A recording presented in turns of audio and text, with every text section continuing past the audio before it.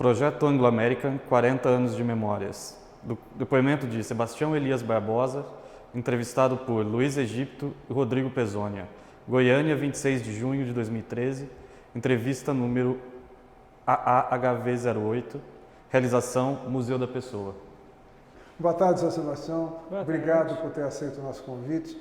Eu queria que o senhor, por favor, começasse dizendo o seu nome completo, o local e a data do seu nascimento. Sou Sebastião Elias Barbosa, nascido em Catalão e Na data? nascimento 12 de janeiro de 1953. Certo. O nome dos seus pais, por favor. Francisco Elias da Silva e Joana Leite Barbosa. O que seus pais faziam?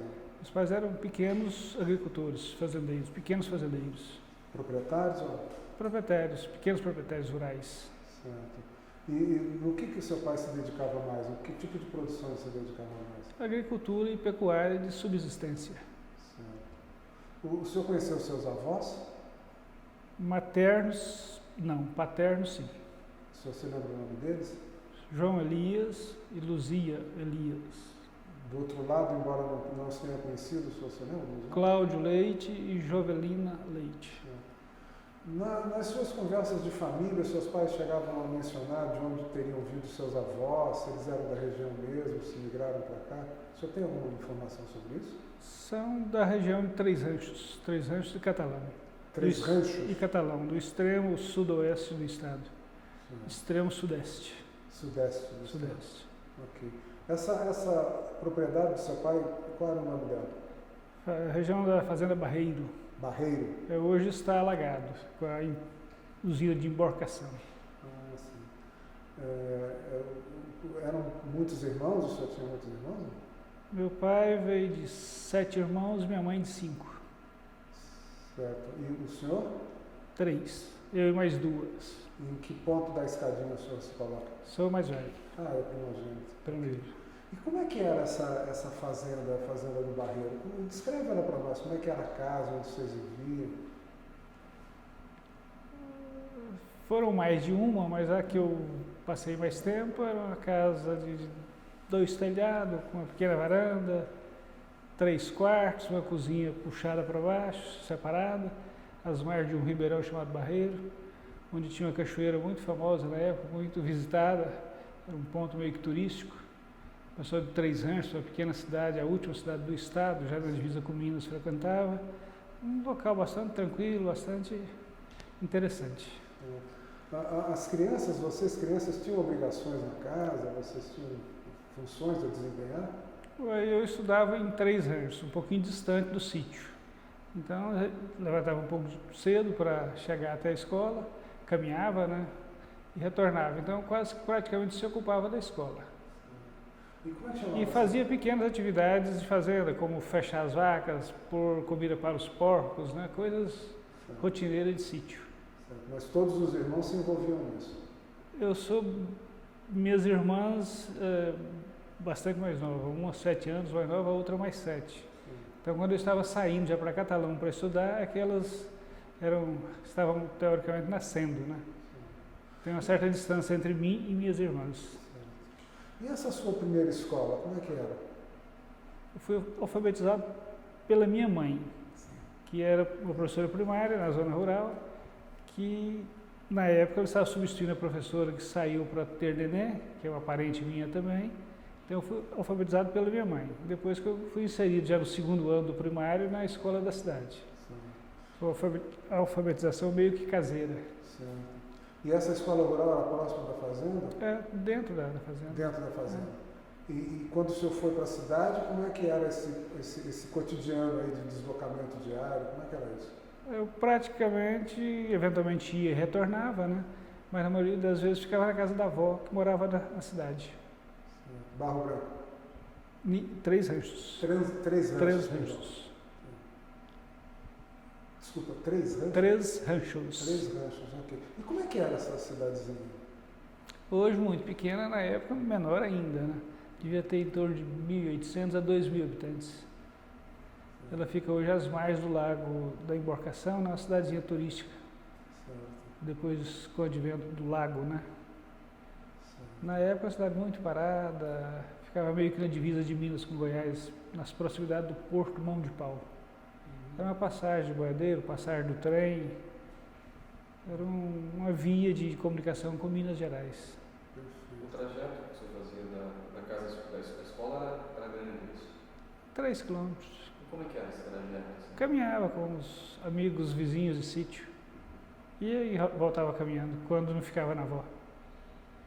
Se deslocava caminhando. E como é que era esse caminho? É uma estrada de vicinal normal. Uma estrada de... Na época já transitava automóvel, né, com pontes e tudo, mas de cascalho. Uma estrada de terra. Com chuva, com sol, a molecada estava lá. Tinha que ir para a escola. E como é que essa garotada se divertia? Quais eram as brincadeiras que vocês faziam nessa época? Íamos brincar de pega-pega no caminho, brincava de esconder na hora do recreio, brincava de montar em bezerros, brincava... Não faltava carrinho de madeira, dependia muito da época, da idade de cada um, mas cada um tinha os seus meios de diversão. Brincava de nadar na cachoeira, que era muito próxima, né? Sempre tinha um tempinho, a gente estava na cachoeira. Os pais não se invocavam com o fato de... Não, era normal, né? Ela fazia parte do dia a dia da gente. Tinha um rio que era muito próximo, o Rio Paranaíba, que às vezes íamos visitar, pescar. Eram atividades meio que com água. Certo. E chegavam a fazer os seus próprios brinquedos, assim? Fazíamos os carrinhos de lobeira, fazia carrinho de madeira. E brincava com animais, com bezerro, montava em bezerro, andava muito a cavalo, né? Sempre tinha algum tipo de diversão. Passeava nos vizinhos. E era um grupo assim já consolidado, uma garotada que se reunia com alguma frequência? Não eram tantos, né? Cada sítio tinha 1, 2, então num raio de uns 6, 7 quilômetros, dava aí uns 6, 7 garotos e garotas, né? 10 adolescentes, 10, 12. Sim. O que já é uma gangue. Eles faziam muita coisa que não precisava, né? Sim. E o senhor permaneceu na fazenda do seu pai até quando? Até concluir o primário. Segundo ano do... Oitava série primária, sim, né? sim, Na época era oitava série. Depois eu fui para Catalão. Foi para Catalão e aí já era uma cidade maior, né? Na época, 30 mil habitantes. Hoje, 120, 100 mil habitantes hoje. E essa transição da fazenda para Catalão, como é que bateu na cabeça do garoto lá, do garoto Sebastião? O começo foi um pouco sofrido, né? Você pegava o trem no domingo, ficava até sexta em Catalão. Na sexta pegava o trem de volta e retornava para 3 anos. Mas ficava, a semana passava rápido, tinha que estudar, né? Foi fácil. E a escola lá em Catalão, o que era? Colégio estadual. E o senhor vivia lá onde em Catalão? Vivia em Catalão. Sim, mas na casa de quem? Na casa de um parente. Vivia na casa de um primo que tinha uma loja, né? Uma casa da lavoura, onde eu eventualmente trabalhava, quando sobrava tempo. Dava ajuda, né? Vamos dizer assim. E quanto tempo demorava essa viagem de trem? Quando não quebrava, 2 horas, 3 horas. Normalmente tinha problemas. Era Rede Mineira de Aviação. Rede Mineira de Aviação. Já estava meio decadente a época. Né? Já era fim de curso. Logo veio a represa, interrompeu a passagem do Rio Paranaíba e desativou a rede. Sim. O senhor se lembra quando esse lago encheu? Me lembro, isso não tem tanto tempo assim, deve ter sido 83, 4 por aí. Deve ter causado um choque ali na região. Né? Aí teve um certo desajuste inicialmente para relocar as pessoas que viviam na margem dele, né? A área inundada foi bastante considerada e desalojou, teve que mobilizar bastante famílias. Sim. O começo foi um pouco tumultuado. No colégio estadual, o senhor ficou até quando? Até concluir o científico? Até o segundo grau, até o oitava série, até o colegial. Até o colegial. Ginasial? Também confuso, ginasial. Eu sou do tempo do ginasial. Ginasial, até concluir o ginasial. Até concluir o ginasial. Ginasial. E depois qual foi a sua trajetória educacional? Eu fui para a escola técnica em contabilidade na mesma cidade, em Catalão, uma escola profissionalizante. E assim que terminei o curso técnico, entrei na Anglo. Entrou na? Anglo. Ok, então 75. o garoto Sebastião já sabia o que queria ser quando crescesse, né? Tinha um pouco de falta de opção na época. A única escola profissionalizante que tinha era essa escola técnica. E tida como muito boa, uma escola de muito nome. Então, me direcionei para ela. Ou então seria o científico para fazer o pessoal procurava muito na região, era medicina, odonto. E eu optei por fazer o curso técnico e fazer alguma coisa mais na frente. E assim que terminei, entrei na Anglo em 75. E como é que foi a primeira vez que o senhor teve notícias da Anglo América? Como é que o senhor conheceu a existência, tomou conhecimento da existência dessa empresa? Eu trabalhava na casa da lavoura, que era desse parente meu. E lá a gente vendia alguns baldes e cordas para um geólogo que fazia pesquisas de nióbio. Esse geólogo chamava Aquiles. Ele era um pesquisador, um geólogo, que trabalhava para o grupo Exibra pesquisando fosfato, nióbio na região. Então ele sempre comentava que um dia em Catalão teria uma mineração de fosfato e de nióbio. Os tempos passaram, logo veio a empresa. Eu na época já tinha terminado o curso técnico e estava trabalhando em 3 ranchos na prefeitura. Quando um amigo comentou que tinha uma placa na rodoviária que a mineração Catalão estava admitindo técnicos de contabilidade. E através dessa placa eu me inscrevi e entrei no processo seletivo, em 75. Antes que a gente chegue ali, esse geólogo que o senhor mencionou, ele frequentava a Casa da Lavoura, ele contava histórias, ele dizia o que estava fazendo? Não, um pouco fechado. Às vezes comentava que era pesquisa de nióbio e fosfato. E que provavelmente um dia teria uma empresa mineradora, ou mais de uma, no município. Depois findou as pesquisas, ele deixou a cidade, daí começou a chegar os engenheiros de mineração, engenheiros de mina. O senhor disse que teve um outro emprego na prefeitura, é isso?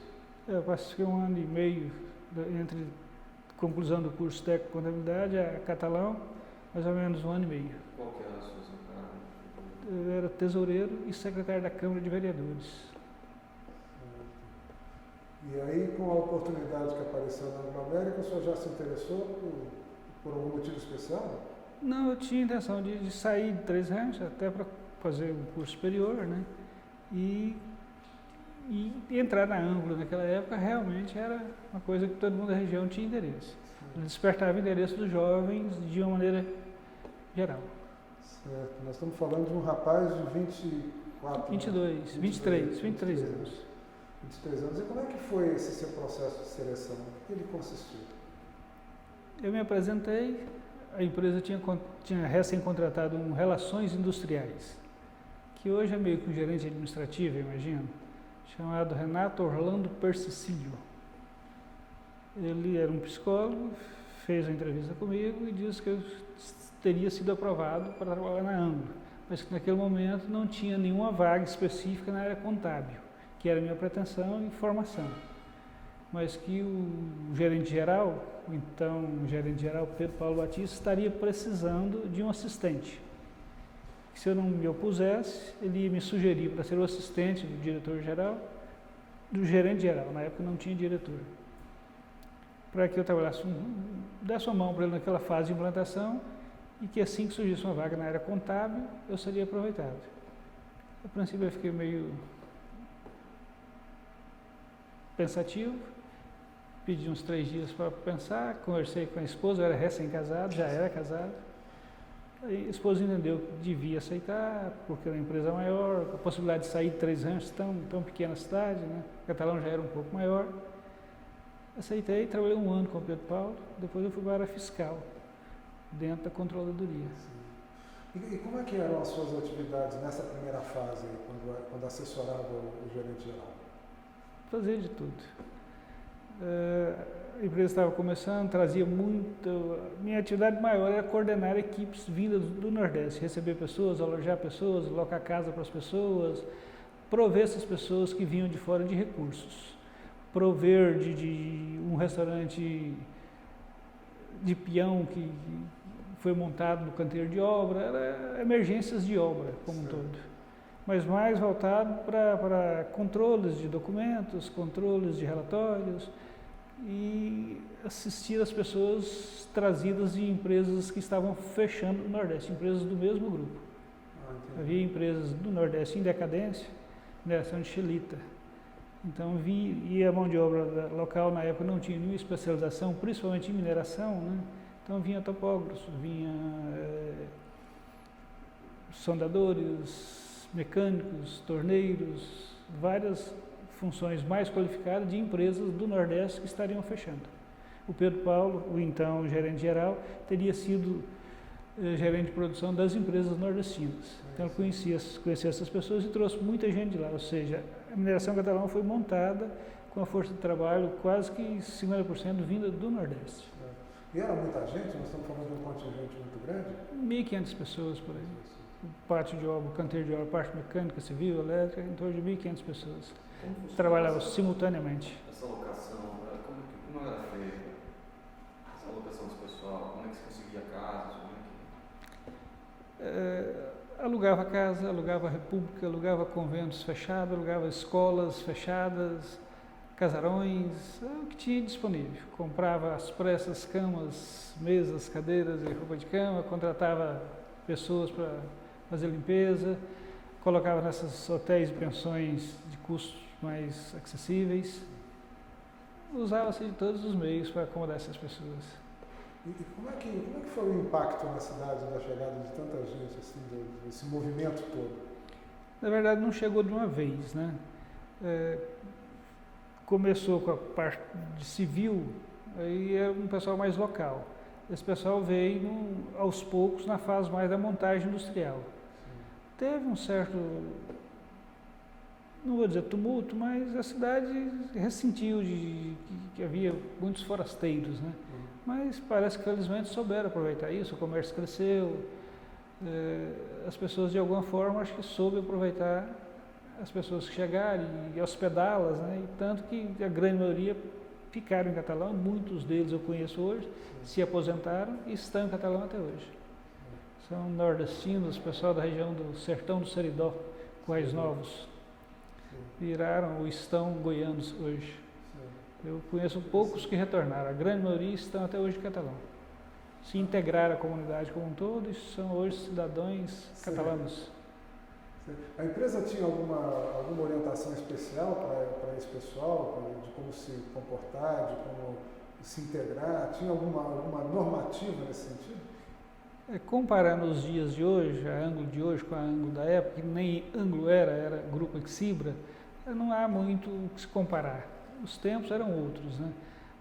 Catalão não era uma cidade tão pequena, mas a cidade na época talvez uns 40, 50 mil habitantes, onde mil e poucas pessoas que vieram de fora não causou assim tanto impacto, né? Então fluiu naturalmente. E a empresa, o Pedro Paulo, por excelência, ele era muito preocupado com as pessoas. Então ele procurava para aquelas pessoas que vinham de fora dar de forma direta e indireta todo o apoio possível. Certo. Como é que, depois desse ano que o senhor passou nessa primeira fase, quando foi para a controladoria propriamente dito, já na sua área de formação profissional, como é que era a sua atividade? Eu fui para a área fiscal, que na época chamava setor tributário, era a parte fiscal, faturamento, impostos, tributos como um todo. Foi quando a empresa começou a produzir, outubro de 76. Outubro de 76 foi o primeiro faturamento, a primeira corrida de minério, né? O primeiro lote embarcado. Aí estruturou-se a área contábil e aí eu passei a ocupar a função de assistente de departamento, eu não me lembro se é fiscal ou legal na época, tributário, assistente de setor tributário. Fiquei por um tempo, depois passei por outras funções na área de controladoria até 1980. Em 1980 eu fui para a Matriz em São Paulo, também na área de controladoria, onde assumi a gerência de controladoria em 85 por aí. E fiquei até 90. Perfeito. Já saíam de Catalão. Sim. Mas nós estamos falando de um período curioso, né? Que o senhor pegou, digamos, a rabeira do milagre econômico, já o primeiro choque de petróleo, depois praticamente uma recessão braba, uma inflação galopante. Como é que era o sistema de trabalho assim, para dar conta dessas vicissitudes todas que os tempos reservavam lá para vocês? Embora tivéssemos uma controladoria em Catalão, tínhamos uma controladoria corporativa em São Paulo. Então, a área financeira, a área de recursos, gestão de recursos, gestão financeira, se processava em São Paulo. A gente cuidava do faturamento, da escrituração fiscal, o meu setor especificamente, e do recolhimento dos impostos. Mas toda a área mais voltada para a turbulência econômica da época era controlada por uma tesouraria corporativa na matriz de São Paulo. Como é que se davam as comunicações entre Catalão e São Paulo nessa época? Nós estamos falando do fim dos 70 aí. Tínhamos o rádio, inicialmente, telefone e rádio amador. Sistema de rádio, uma estação muito complexa que tínhamos lá na Mineração Catalão, uma na Morro do Nico, que eram empresas afiliadas, e no Escritório Central de São Paulo. Então tinha um operador de rádio, que você fazia a mensagem, entregava, o operador passava, o operador de rádio lá recebia, datilografava a mensagem, entregava na mesa do endereçado. Era um sistema bastante antigo, né? Depois veio o telefax, que hoje é o fax, né? Sim. Foi um avanço. Telefax. Complexo também, depois veio o fax e hoje as redes de computadores, né? E como é que se deu essa sua transferência para São Paulo? Qual foi o chamariz? O que o levou para lá? O grupo Exibra, na época, tinha em torno de 8 a 10 empresas. Tinha Morro do Níquel, tinha Brasmet, tinha Mineração Catalão, Copebras e as empresas nordestinas. Ela achou por bem entrar na onda da informatização. Então, para... Nós estamos falando, desculpa, em que ano? 80, 1980. Eu tinha 5 anos de Mineração Catalão. Aí a Anglo resolveu informatizar todos os seus processos. Aí comprou um grande computador, um Borus, 18 metros, 10 metros de comprimento. E instalou na maior empresa do grupo, que era a Brasimet, em Santo Amaro. Brasimet. Brasimet. Que era a maior empresa do grupo, era uma empresa metalúrgica. E instalou esse computador lá. E achou por bem centralizar em São Paulo todas as controladorias. Deixar nas unidades apenas aquelas atividades que não tinham como, que seria o faturamento, alguns lançamentos de livros fiscais. Todos os controles financeiros, controles contábeis, legais e de controladoria em si seriam transferidos para São Paulo. Então resolveu centralizar em São Paulo as 10 contabilidades das 10 empresas distintas. E eu fui convidado pelo então contador que tinha em Catalão para acompanhá-lo na transferência da controladoria local para São Paulo, com a incumbência de implantar os sistemas de controladoria no sistema computadorizado. Eu ficaria 1 ou 2 anos. Fiquei 10. Ficou 10. E em que consistiam esses processos todos? Porque nós estamos falando aí no momento em que era praticamente cartão perfurado. Né? Sim, a famosa digitação, né?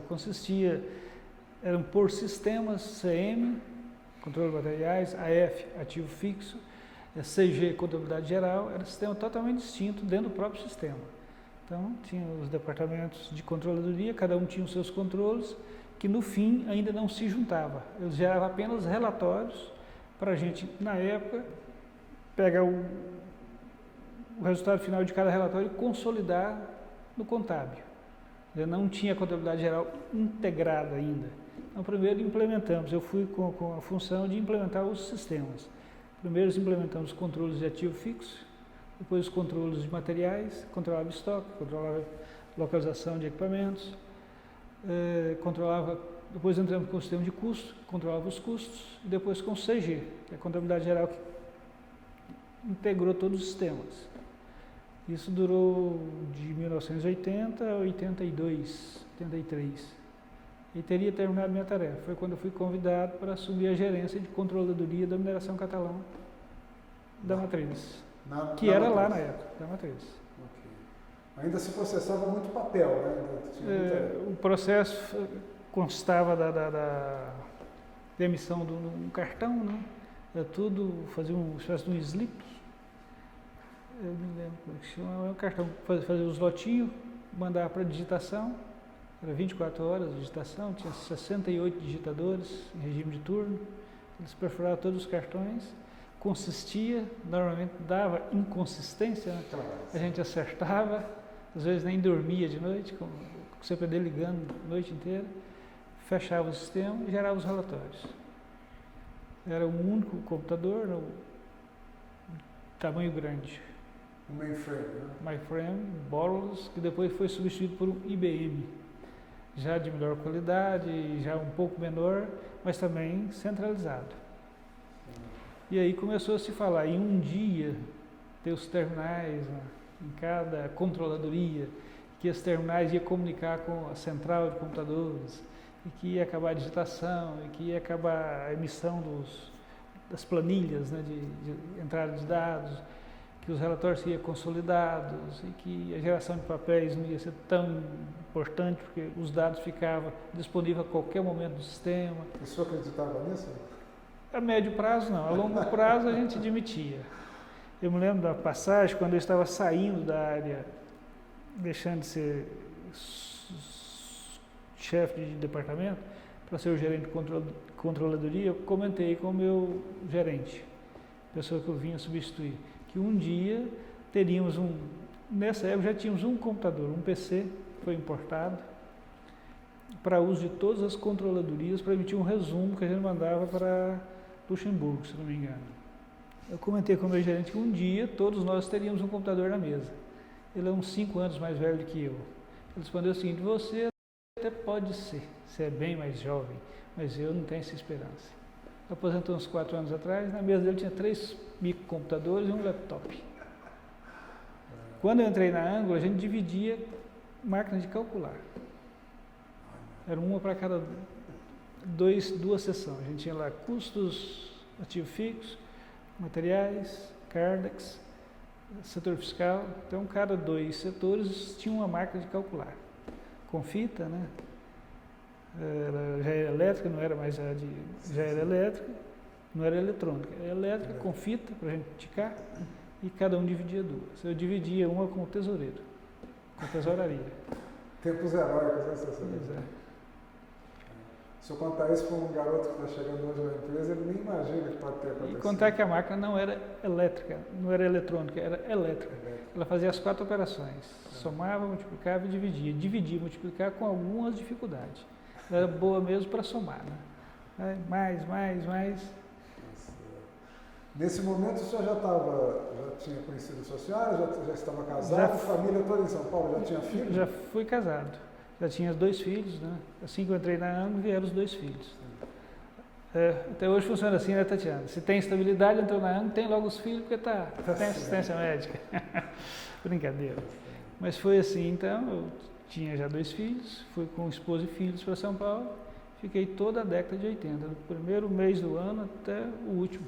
E aquele garoto goiano que tinha uma vida tão livre aqui, foi morar numa megalópole, como é que foi essa transformação, essa mudança? A gente trabalhava tanto, minha esposa trabalhava em escola, era professora, então ela foi educada num colégio de freiras e trabalhava no colégio de freiras. Lá em São Paulo tem a mesma congregação, então assim que chegou ela já se adaptou e foi trabalhar com as freiras, se sentiu meio que em casa. E eu trabalhava tanto, né, e o deslocamento, que a gente não tinha muito costume, enfim, o trabalho assimilou a gente de uma forma que não deu nem prazo de ter saudade do Goiás. Mas foi traumático. As crianças, no começo, teve um pouco de dificuldade, a avó, né, os avós, o clima muito frio, em relação a Catalão, né? Mas, como pressupunha-se que fosse algo passageiro, tudo era novo. Vamos ficar aqui de 1 a 2 anos até implementar todos os sistemas, vamos aproveitar São Paulo. As crianças nos play center, nos parques, nos jardins, nos hipermercados que tinha na época, né, que a gente não tinha em Goiás, era muita novidade. Então, usávamos o tempo livre para mostrar a cidade para as crianças e para a gente mesmo, era uma descoberta, né? O trabalho, mas a descoberta fez que os 2 anos passassem muito rápido. Depois, quando veio a possibilidade, ou a proposta, ou o convite de se tornar um paulistano, aí balançou um pouquinho mais, mas nesse momento já estávamos um pouco mais enfronhados na cidade, já tinha assimilado já meio que a cultura, o ritmo e tudo mais. Sobretudo o ritmo, né? O ritmo, né? E Deslocamento. você vivia onde e trabalhava onde? O escritório da Ângulo, na época, era na Praça da República, no centrinho de São Paulo. Eu morava em Santana. Sim. Felizmente, orientado pelo meu então gerente, o Félix, sugeriu que eu morasse nas proximidades de um metrô. Eu tive a felicidade de morar na travessinha da Voluntários da Pátria, muito próximo do metrô. E minha esposa trabalhava no Colégio Santana. Eu morava no Nunes Garcia, na esquina ia para o colégio da minha esposa, na de baixo pegava o metrô. Estava em casa. Então, foi relativamente fácil. E essas, quando o senhor resolve ficar e assumir esse novo posto, quais eram as suas maiores responsabilidades ali? A controladoria na época, hoje ela tem outro enfoque, né? Mais assistir a alta diretoria de relatórios e de dados. Na época, a controladoria era muito voltada para o atendimento às disposições legais. Então, o desafio era não ter pontos de auditoria ou de fiscalização, ICMS, fiscalização municipal de ISS e do governo federal de imposto de renda. Ou seja, era registrar todos os atos e fatos contábeis consistente para que produzisse um balanço final nos 12 meses com imposto justo e sem risco. Era muito voltado para o atendimento à questão legal. Era uma controladoria fiscal, vamos dizer assim. Hoje o enfoque é um pouquinho diferente. O senhor falou da Exibra, né? Antes da Exibra, e depois a Ângulo vem tomar conta. Como é que foi essa mudança, essa transferência de uma empresa para outra? Como é que se deu? Em âmbito geral e em âmbito particular? A Ângulo América já tinha um certo relacionamento com o antigo grupo Exibra, com uma pequena participação na empresa Codemin. Ela já tinha, quando a Codemin foi se constituir, ela teve o financiamento do IFC. O IFC exigiu que tivesse um outro parceiro, além da Ângulo. Então, além da Exibra. A Exibra era majoritária com 80%, o IFC tinha 10% e o grupo Ângulo América tinha 10%. Com o passar dos tempos, a Ângulo entrou no ouro aqui em Minas Gerais, na mineração Morro Velho. E através daí fez a parceria com o Bozano, Siemens, Ângulo, Bozano e chegou na Ângulo Metais Básicos, vamos dizer assim, Ângulo Base. Na época, os curadores do antigo grupo Rothschild, já velhos, parece que não tinha para quem passar, ou não via pessoas para assumir a direção do grupo, resolveu vendê-lo. E vendeu para a Ângulo. A passagem não foi tão complexa. A gente já tinha um certo conhecimento com a Ângulo, já tinha alguma parceria com a Morro Velho, que já era Ângulo. A Ângulo parece que soube respeitar as particularidades da Exibra, manteve os principais diretores. No que me lembro, não houve nenhuma demissão ou mudanças de cultura ou filosofia com a entrada da Ângulo América. As pessoas influentes do grupo Exibra, que era o Pedro Paulo, o Vaz, o Ricardo Vaz, o Dr. Langer, todos foram mantidos nos seus postos e com toda a liberdade. A Ângulo veio mostrar uma nova cultura nos últimos 8, 10 anos. Sim. Quando ela assumiu o grupo, ela deixou correr como era no tempo da Exibra. Não houve grandes mudanças, nenhuma política. Optou por uma transição suave. Né? Foi suave. Mas eu queria voltar um pouco a esse seu tempo, desse novo posto que o senhor assume, porque nós estamos, embora seja uma controladoria com foco fiscal, como o senhor explicou, mas nós estamos falando de um momento ali de confusão de legislações, de inflação alta, devia ser um pouco complicado trabalhar nesse ambiente, né? Nós, gerente de contabilidades de empresa, tínhamos uma assessoria bastante intensa do controller geral, do contador geral, que a gente chamava, era o diretor de controladoria, que era assistido por uma empresa especializada de auditoria Price. Sim, sim. Era a nossa consultoria na época. Tínhamos a consultora, a doutora Rutineia de Moraes, e o Newton Latorraca. Eram os nossos consultores.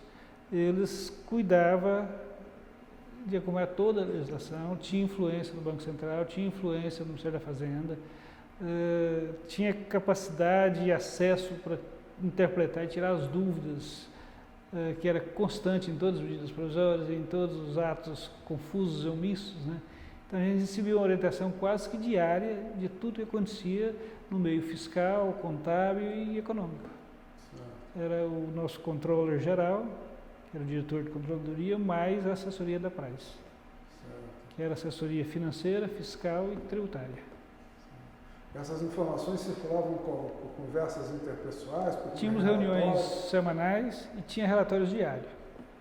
Interpretações de cada ato. Assim que saía algo novo da Fazenda, qualquer um dos ministérios, a nossa consultoria ou assessoria já interpretava e já mandava o seu entendimento. Era tudo muito confuso, tudo muito dinâmico, tudo uma velocidade de difícil assimilação. Era tempos de muita dúvida. Confusos e turbulentos, né? Chegou algum momento desse processo, exatamente nesses anos críticos aí, que o senhor falou, puxa, o que eu estou fazendo aqui? O que eu estou fazendo aqui nesse escritório, essa hora da noite? Podia estar tomando um banho de cachoeira? Até que não. Eu acho que eu assimilei bem. Minha esposa gostava muito de São Paulo, minhas crianças estudavam na escola boa, assim, estava tudo muito consistente, né? A empresa consistente, sempre dando oportunidades, sempre dando treinamento. Eu não tinha uma vida propriamente muito difícil em função de onde morava, sim, né? Sim. Então eu assimilei bem o fator São Paulo. E sinceramente eu não contava muito em voltar. Foi quando a coisa inverteu. Não se usa mais Boros nem IBM, não se usa mais MyFrame, vamos ter uma pequena plataforma de dados, plataforma Oracle, né, que é um por um, vai ficar na prateleirinha não sei onde, e que todas as usinas estão online com computadores de mesa, e tudo que se centralizou um dia para voltar para as unidades. Aí eu recebi uma proposta para ir para a Codemin, que no primeiro momento eu não aceitei, até por questões de falta de incentivo. O diretor de São Paulo, que era o meu diretor financeiro, administrativo financeiro da divisão de metais básicos, achou que eu não devia aceitar. Alguns meses depois ele foi promovido a diretor superintendente da ANGO no Brasil. Aí ele não precisava mais de mim. Aí ele achou que eu devia ir para a unidade. Aí ele me incentivou. Aí eu fui para a Codemin também para ficar 2 anos. Minha sala ficou fechada em São Paulo. Era uma fase de transição, tinha alguns problemas na Codemin na época, mão de obra muito não disponível na região, né? Estão falando de 1990? 1990, setembro de 90. Aí me convenceram a passar 2 anos na Codemin para ajustar o sistema contábil, financeiro, de materiais, administrativo, era tudo numa área só. A agência administrativa englobava administração, finanças, controladoria, materiais, saúde, segurança e RH. Era gerência administrativa e financeira. Era um pouco complexo. Aí eu vim para ficar 2 anos e fiquei até 2 anos atrás, quando eu vim para Barra Alta. São Paulo, Niquelândia. São Paulo, Niquelândia, o caminho de volta. Foi mais difícil do que o caminho de ida. Ah, é? Foi mais difícil voltar do que ir. Sim. O impacto foi maior. Porque a região de Catalão é a região mais desenvolvida, né? Não está longe de ser São Paulo, mas é bastante desenvolvida. Já de São Paulo para Niquelândia foi mais traumático. Os filhos já crescidos? Os filhos já se sentindo paulistano, 10 foram com 3, 4 anos, voltaram com 14, 15 anos. Então já era adolescentes, né? A esposa já muito ambientada lá e eu também já tinha desacostumado um pouco de interior. E o interior Niquelândia é muito diferente do interior catalão. Então não é aquele interior. Quando cheguei para Niquelândia as coisas eram um pouco diferentes de hoje. Não tínhamos asfalto, não tínhamos água tratada, não tinha nada. A infraestrutura era mínima ou quase nenhuma. A cidade não tinha água mineral.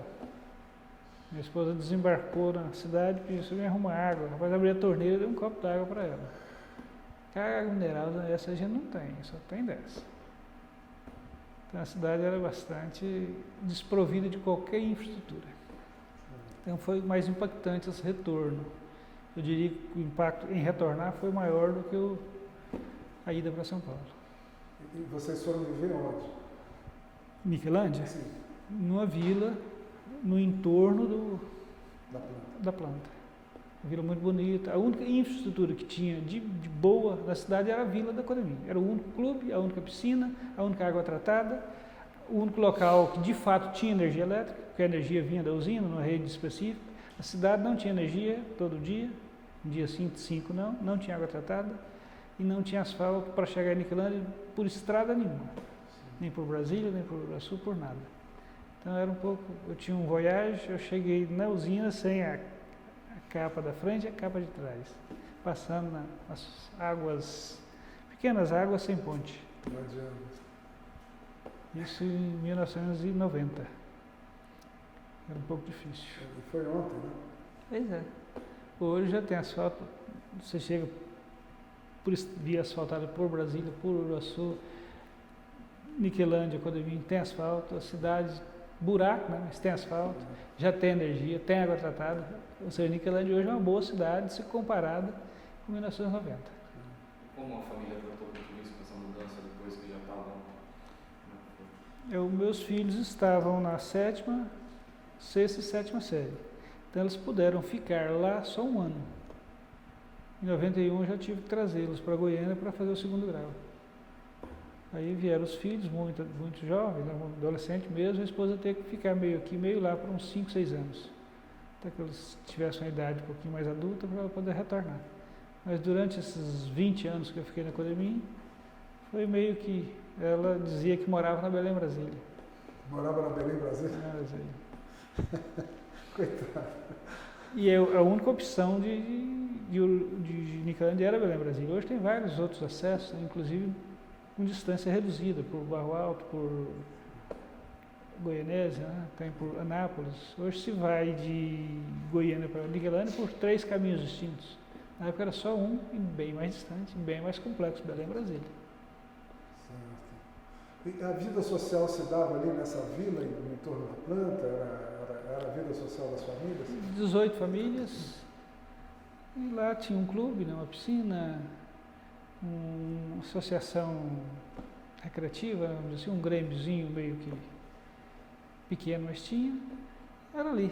E, eventualmente, um passeio a Goiânia. No meu caso, especificamente, eu vinha muito a Goiânia pelos filhos, né? E outros colegas de vila também vinha com frequência. Mas quem não tinha filho em Goiânia, o lazer, fora do contexto usina, né? 2 vezes por ano, quando viajava para as cidades natais. Muita gente de Minas, né? Por ocasião do startup da Codemim, tinha uma empresa de níquel em Minas meio decadente, Amor do Níquel. Então a base de engenharia da Codemim, diferentemente da Catalão que veio do Nordeste, da Codemim veio de Minas Gerais, Morro do Níquel. Então o pessoal a Codemim tinha um sistema de dar 3 folgas por ano, de uma semana. Então a gente tinha férias e 3 folgas por ano, além das férias. Então a gente aproveitava essas folgas para ir até as cidades natais. O pessoal da engenharia sempre para Tapo, São Sebastião do Paraíso. E eu usava para vir a Goiânia, meus filhos. A empresa criava algumas condições, assim, que favorecia em função da distância, da diversidade local. Tínhamos bastante algumas norminhas que favoreciam as pessoas de fora. Vantagens, né? Algumas vantagens. Sim. Perfeito. Como é que era a planta nesse momento que o senhor chega aí em 90? Como é que ela estava se estruturando e a sua atividade? Quais eram as suas responsabilidades? A parte operacional como um todo já estava em franca operação, né? A usina ainda era totalmente sem asfalto, bastante poluente, muita poeira, muitos gases, né? Barulhenta. E a parte administrativa e financeira era eu substituí uma sequência de gerentes que ficaram 15 dias, um mês, 2 meses. Então tinha um turnover extremamente elevado na área administrativa. Eram pessoas de grandes cidades que iam para lá e assustava com as condições locais, com a equipe, com a infraestrutura, com a localização geográfica, com a falta de infraestrutura da cidade. Então o pessoal vislumbrava muito pessoas de São Paulo. Então os paulistanos ou paulistas iam, mas não ficavam. Então era uma sucessiva, isso na área gerencial e nas áreas de coordenação. Né? O coordenador de materiais entrava e saía todo mês, coordenador de RH, e assim ia. Eu cheguei, estava mais ou menos desestruturado. Eu fiz uma campanha de nacionalização da mão de obra. Nacionalização. Então, em poucos 2, 3 anos, todos os meus coordenadores eram da região. Eram goianos ou de Niquelândia. Foi um trabalho de nacionalizar a mão de obra a nível de chefia. Regionalizar. Todos os coordenadores eram de São Paulo, de Minas. São Paulo e Minas. É o grande foco. A área florestal, o pessoal do Paraná, Espírito Santo. A área de mineração, engenharia, Minas Gerais. E a área administrativa é São Paulo e Minas. O pessoal era de Belo Horizonte, da região de Minas ou de São Paulo. Pessoas que ficavam assim, eu preciso ganhar um dinheiro, eu vou ficar um tempo. Mas ninguém pensava em ficar de fato. Né? Eu fiz um trabalho de aproveitamento da mão de obra local, possibilitei treinamento, curso, e fiz vista grossa, ou seja, não é a pessoa, não está pronto, mas vai estar pronto um dia, então eu investi em talentos. E com isso eu consegui fazer os coordenadores praticamente todos da região. O senhor fez uma jogada estratégica aí, na verdade. Né? Eu fiz para ficar, né? Ou seja, você quer ter algo consistente, tem que pegar pessoas da região. Então é melhor um razoável daqui, mas que tenha possibilidade de chegar, do que um brilhante de fora que vai ficar 2 meses. E como é que o senhor montou esse esquema de qualificação e treinamento desse pessoal? Utilizamos muito o Senai na época. Fizemos uma parceria com o Paulo Vargas, então acho que é até hoje um dos diretores do Senai. Ele deslocou a equipe para lá, a gente tinha um Senai dentro da fábrica por mais uns 2 anos, com a unidade do Senai dentro da fábrica, formando mão de obra administrativa, mão de obra de manutenção. Foi uma parceria por um período bastante duradouro para qualificar essas pessoas. E incentivo e oportunidade. Se dava oportunidade para 3, um ficava. Então tinha que atirar pesado, né, para não errar. E mesclava, punha um de fora e 2 do lugar. Isso veio para ficar 6 meses. Você tira tudo dele, prende. As pessoas também não queriam ficar, não tinha interesse. Ou seja, chegava, passava o que podia, porque eu não vim para ficar. Eu vim para passar um tempo. A gente quase que negociava. Você quer ficar quanto tempo? Quer ficar 1 ano. Vou ser complacente contigo em tudo para você ficar esse ano, você ajuda a formar minhas pessoas. Então foi uma transferência de conhecimento de pessoas que a gente pegava temporariamente de fora, mais Senai e mais oportunidade. Consegui fixar ou regionalizar a mão de obra a nível de coordenação, supervisão. Mudou muito então o modus operandi? Mudou, serenou, né? Acabou o tumulto. O turnover foi quase a 0 por um longo tempo. Quanto tempo demorou essa mudança? Levou uns 3, 4 anos para serenar tudo. Em torno de 4 anos. Vocês estão falando já na época do Plano Real? 94, por aí. Já estava todo mundo meio que nacionalizado. Depois a Anglo teve outras demandas, né? Começou a surgir uma nova série de atividades que teve que trazer pessoas de fora também. Mas num segundo momento em número muito menor do que hoje, do que era no passado. No passado, de supervisão para cima, tudo era de fora. Investimos também em escolas na cidade, não tinha curso técnico, não tinha nada. Na época, bancamos cursos, pagamos muita escola para todo mundo. Num determinado momento, a gente pagava tudo para todos. Você quer estudar? Não importa o que fosse possível, a gente pagava. Aí se fortaleceu as escolas técnicas de Niquelândia, não são de bom nível, mas tem. Antigamente não tinha nada, quando eu cheguei não tinha nada, só tinha um colégio da Anglo. O único segundo grau que tinha era a escola da Anglo. O município tinha até a 8ª série primária. A escola da Anglo não tinha uma escola para filhos de empregados, o SEC. Lá tinha o 2º grau, o resto era só o colegial. E essa escola era aberta para a comunidade? Não, era só para dependentes de empregados da Anglo. SEC quer dizer? Centro Educacional da Academia. que era administrado pelo sistema Pitágoras de ensino, num determinado momento. E na função administrativa cabia também gerir essa escola. Nesse curso do Senai, existia também mão de obra da Anglo ali, trabalhando, dando aulas, ou não era trazido do Senai? Tudo do Senai. E os caminhões do Senai. Hoje já tem uma unidade integrada SESI-Senai em Niquelândia.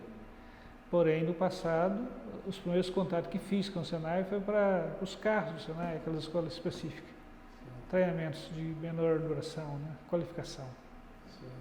O senhor mencionou essa escola da Vila e depois a Anglo investiu em outras escolas para qualificação de mão de obra no entorno ali? Como ela não tinha curso técnico, só alcançava os dependentes e empregados.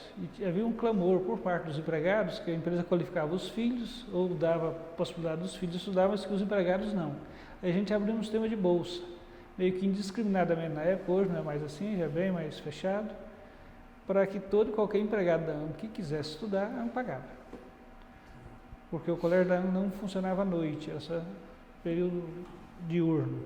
Então, independentemente do curso, qualquer empregado da AMB que quisesse se alfabetizar, a gente pagava, se quisesse fazer curso técnico, pagava, qualquer empregado da AMB que quisesse estudar, a AMB bancava. Na década de 90 até 96, 7 por aí. Isso deve ter tido uma repercussão muito bem-vinda na comunidade, né? Sim, sem dúvida. E ajudou a fixar a mão de obra, não a administrativa especificamente, a mão de obra como um todo, né? E preparou essas pessoas para perdurarem na empresa. Hoje, no nível de exigência que a Anglo tem, essas pessoas, se não tivessem estudado no passado, não estaria na Anglo hoje. Porque quando eu cheguei na Anglo, 30%, 35% era analfabeto. Não escrevia, o pessoal que sobrou da Civil, o pessoal que foi na montagem, foram retidos como operários. Então o pessoal da usina, os operadores da usina, os braçais da usina, praticamente, no dia do pagamento, era uma dificuldade para assinar o nome. Você leva 1 minuto, 2 minutos, 3 minutos para assinar o próprio nome. Então, essas pessoas não ficariam na Anglo até hoje. Alguns estão até hoje. Só estão porque, num determinado momento, a Anglo acordou para isso e bancou esse ensino para eles. Não é grande coisa, tá? Sim, mas é muito melhor do que era. Hoje eu diria que a Anglo, sem dúvida, não tem um analfabeto. Nem mesmo os remanescentes daquela época, que um dia foram analfabetos. Certo. É um processo muito interessante esse, porque mostra como é que a educação, em qualquer sentido, tem uma importância fixa capital. As pessoas, né, capacita as pessoas e torna as pessoas mais longevidade da empresa, né? Nesse momento nós estamos falando de uma planta de que dimensões, assim? Quantos empregados, quantos... 1990, a Anglo operava com 1.024 pessoas. Estava num período posterior à nova Constituição, né, que colocou lá o turno ininterrupto de 6 horas. Então a gente trabalhava com 5 turmas para rodar 24 horas. Hoje trabalhamos com 4. Então tinha 1.024 empregados. Com o tempo fizemos alguns ajustes, trabalhamos ao longo do tempo qualificando as pessoas, automatizando algumas atividades, terceirizando outras. A gente tinha tudo próprio. Medicina era própria, segurança era própria, tratamento própria, toda a manutenção era inteiramente própria, a escola era própria, o abastecimento de água de uma vila que tínhamos na cidade era próprio, tínhamos uma vila na cidade para administrar, que tinha 10, 15, 20 empregados, ou seja, o clube era próprio, a casa de visitas era própria, por falta de empresas qualificadas, de empresas como um todo, ela fazia tudo, o que era do métier e o que não era. Então, com o tempo, um dos trabalhos que eu fiz também foi começar a terceirizar as atividades não muito específicas, tais como ensino, né?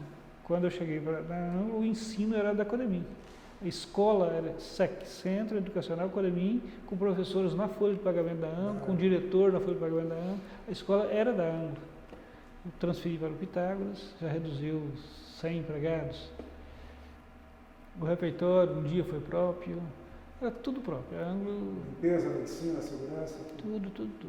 Quer dizer, aí focou naquilo que era a atividade fim, né? Deixou tínhamos médicos, tinha ambulatório médico, tinha 2, 3 médicos na época. tinha escolinha para um departamento de assistência social na cidade para dar apoio às famílias. Era bastante complexa as atividades da área administrativa. Aos poucos foi terceirizando,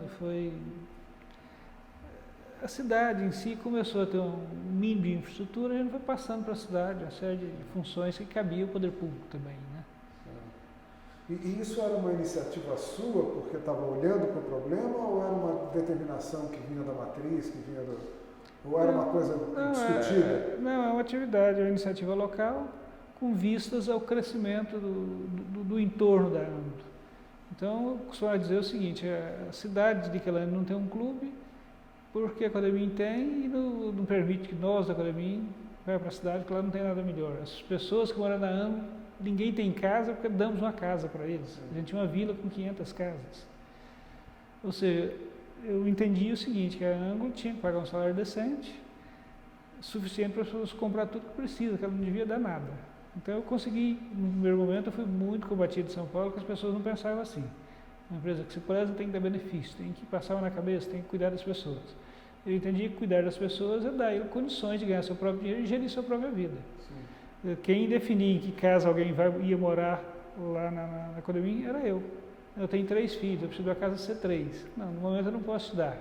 Ia para o chefe dele, fulano tá bom no serviço? Tá. Então pode dar a casa ser 3 para ele? Pode.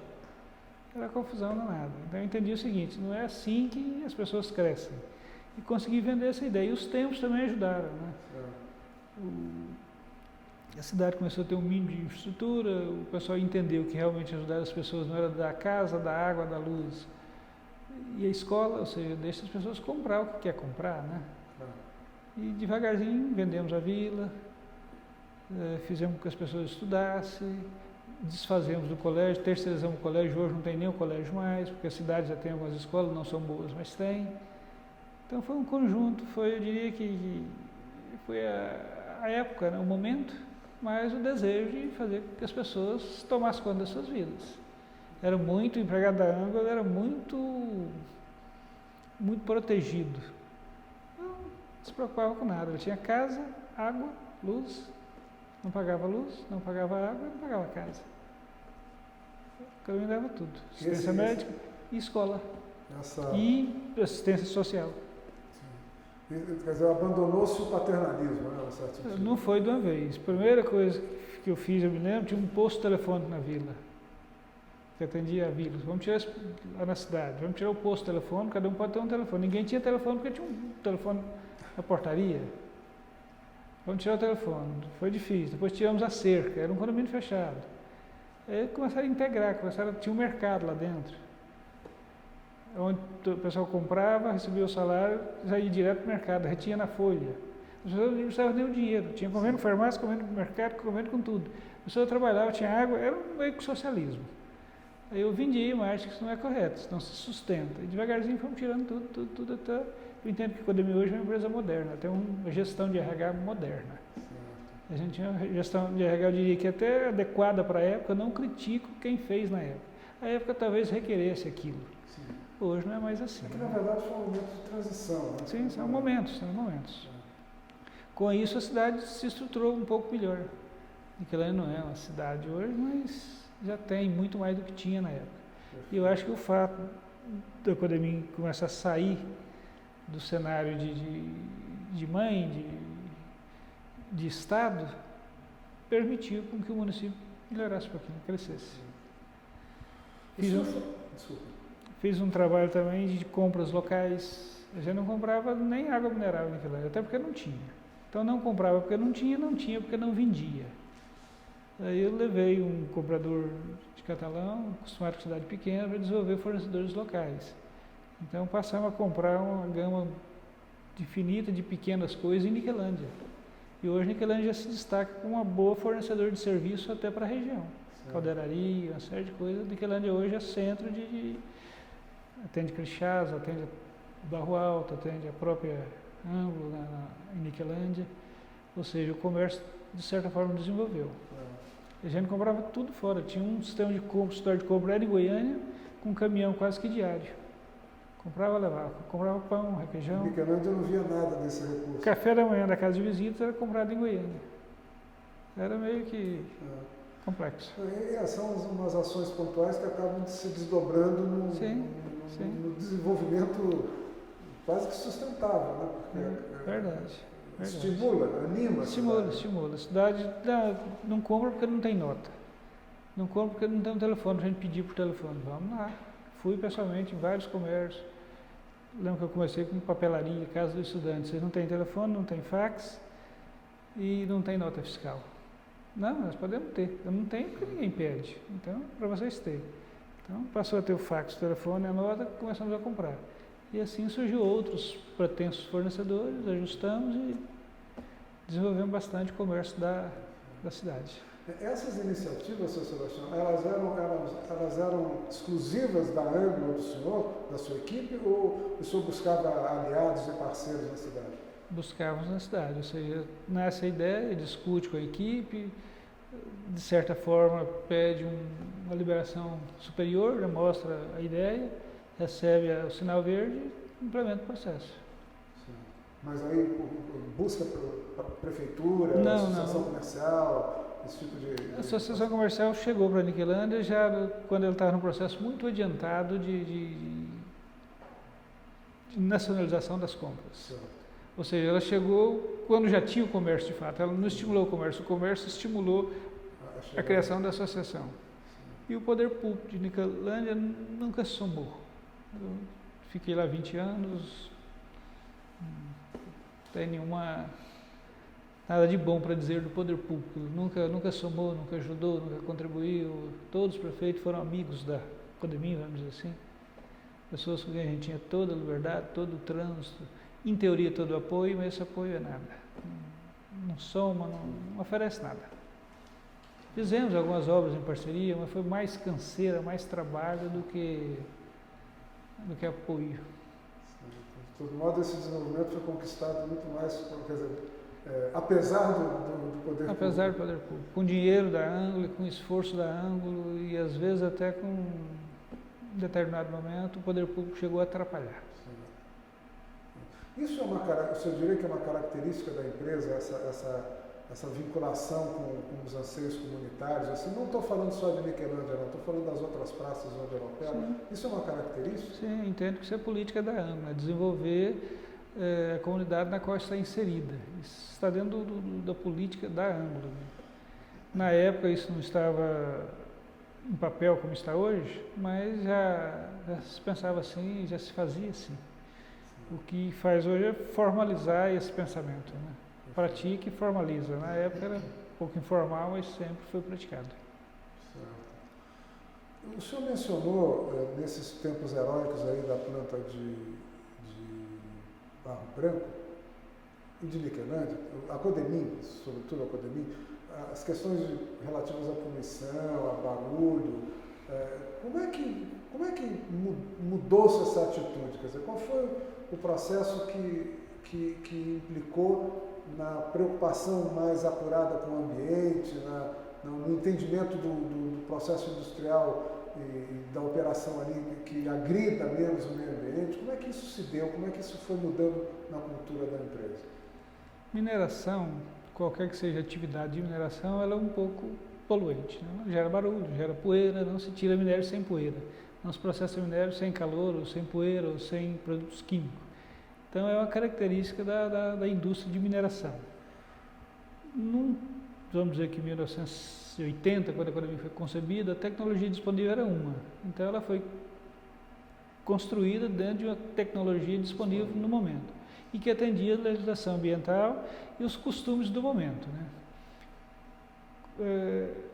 Com a modernização da indústria, ou seja, novos equipamentos foram disponíveis no mercado, a legislação começou a apertar e a Anglo sempre quis sair na frente. Então, sempre se estudava processos mais ajustados, equipamentos menos poluentes, processo menos agressivo. E a Anglo sempre quis sair na frente. Então, com essa visão de não esperar ser cobrada a legislação, mas a possível legislação que viria, a Anglo aos poucos foi se adequando, asfaltou toda a planta para evitar poeira fugitiva, comprou equipamentos de lavadores de gás, sistema de exaustão, investiu em sistema circuito fechado de água, Então, num determinado momento, a água não tinha importância consumir, era grátis, vamos dizer assim. A energia era barato, poeira era normal. Hoje os tempos mudaram, né? Ou seja, tudo que se pode deve ser economizado. Com isso, eu entendo que saiu na frente, adequou seus processos, substituiu equipamentos obsoletos, né? Investiu em lavadores de gás, em filtro, em equipamentos, em calçamento de vias públicas, enfim. Acho que a ANGLO teve uma visão antecipada do que seria a legislação futura. Ela procurou sair na frente.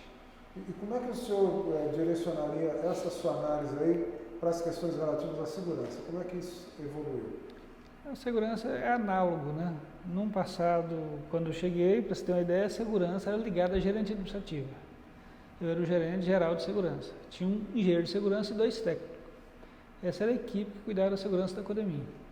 Eu não sei exatamente hoje, mas eu imagino que hoje tem um gerente de segurança, um coordenador de segurança, deve ter uns 2 supervisores de segurança e uns 5, 6 técnicos.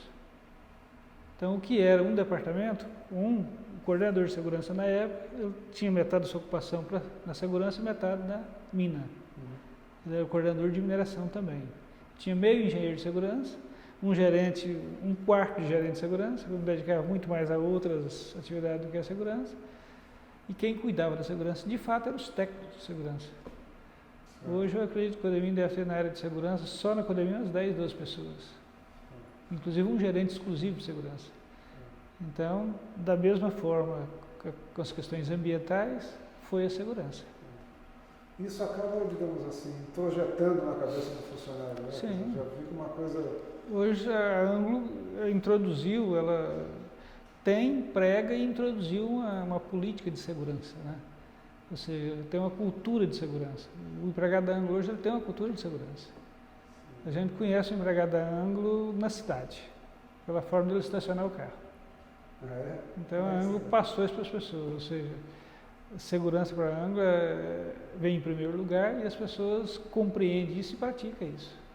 Como é que é essa história de estacionar o carro? Normalmente estaciona de ré, onde é possível. Se tem um evento, todo mundo estaciona de ré. Pressupõe que na chegada está vago, está tranquilo, está sereno. Na saída pode ser mais tumultuado, pode precisar ser rápido. Normalmente se estaciona de ré, para facilitar a saída. Como é que o senhor considera que toda essa evolução que o senhor está relatando, que tem a ver com questões ambientais, segurança, etc., quando é que começa a se incorporar nessa cultura empresarial o conceito de sustentabilidade? Como é que isso acontece? Como é que ele aparece na vida profissional de vocês? Eu costumava dizer o seguinte, que tudo nasce com consultoria. Ou seja, uma empresa desenvolve em um determinado momento, cria uma consultoria e vende essa ideia. As ideias são... Muita gente diz o seguinte, as ideias são copiadas. Eu diria que não são vendidas. A questão de segurança. Hoje o Brasil tem uma política extremamente agressiva de segurança, eu acho que veio da Dupont. Da Dupont. As pessoas não copiam a Dupont, a Dupont vendeu. Até o consultor no Brasil inteiro vendeu essa campanha de segurança, felizmente. As pessoas comprou, pagou por isso, tudo que paga tem mais valor e assimilou a cultura. Eu diria que tudo isso vem com práticas de empresas de ponta, né? Empresas de vanguarda e que pessoas que se dão muito bem em grandes empresas implementando políticas de vanguarda se tornam consultores e vendem isso para as empresas, digamos, não tão de vanguarda quanto estas. Eu acho que isso aconteceu com a ANGLO a nível mundial. Tivemos aí recentemente alguns diretores de cabeça bastante avançada que comprou políticas de ponta de segurança, de saúde, de meio ambiente e tudo mais e que implementou isso na matriz e espalhou para as filiais, acho que no mundo inteiro. Muito bem. Nesse processo todo, como é que o senhor conviveu muito com profissionais estrangeiros, eles vindo para cá, enfim, para esse tipo de implementação, tinha muita gente de fora aqui, não? A Codemil, ela comprou os equipamentos, os fornos importados, parece que Noruega, Dinamarca. Então, na montagem da Codemil tinha bastante estrangeiro. Eu não participei diretamente, eu estava nessa época em São Paulo, mas sei que foi montado por técnicos estrangeiros. Os principais técnicos, eram todos estrangeiros, a nível de engenharia e mecânicos de primeira linha. Norueguês, dinamarquês, finlandês. Contam a história desses gringos, histórias às vezes interessantes. O senhor tem alguma dessas histórias para contar? Não, deixa as histórias dos gringos para trás. Outra coisa ainda nessa linha dessa evolução cultural que acaba, enfim, impactando a própria cultura da empresa, como é que começa a aparecer na Anglo-American esse conceito da responsabilidade social? Quer dizer, de se enxergar para o seu entorno, não mais apenas como um local onde você trabalha, mas como um local com o qual você convive, né? Como é que isso se deu do ponto de vista corporativo? Eu entendo que veio da alta diretoria da Anglo, né? Chegou isso para São Paulo, do nosso principal diretor, e acho que veio da matriz de Londres. Ou seja, eu não diria que foi exatamente por isso, mas isso de alguma forma contribuiu. A Anglo, até um certo tempo, ela não tinha ações no mercado. Era uma empresa fechada. Então, a partir da hora que ela passou a participar da Bolsa de Ações, então tem algumas avaliações. Então, eu entendo que isso fez com que a Anglo buscasse esse tripé de segurança, meio ambiente, saúde e sustentabilidade como um todo. Eu imagino que o fato de estar na Bolsa de Valores, sua ação tem que ter valor. Sim. E hoje o mundo é globalizado e os grandes investidores buscam, né, preferencialmente, empresas sustentáveis. Então eu entendo que o fato de entrar para o mercado de ações, um mercado tão globalizado, fez com que a Anglo agilizou, aumentou o ritmo dela buscar essa sustentabilidade. E isso, de fato, foi incorporado pela operação brasileira, digamos assim? Sim, foi incorporado. Isso foi nos solicitado, ou seja, nos solicitado que a Anglo, a só Anglo, e no mundo inteiro tem que ser empresa sustentável. E uma empresa com essa solidez cultural, digamos assim, o que a diferencia das outras mineradoras aqui no Brasil? Qual é o diferencial da Anglo? Eu imagino que é a visão de longo prazo. A Anglo, ela tem uma visão de longo prazo. Ela tem o objetivo de produzir e gerar resultado para o investidor.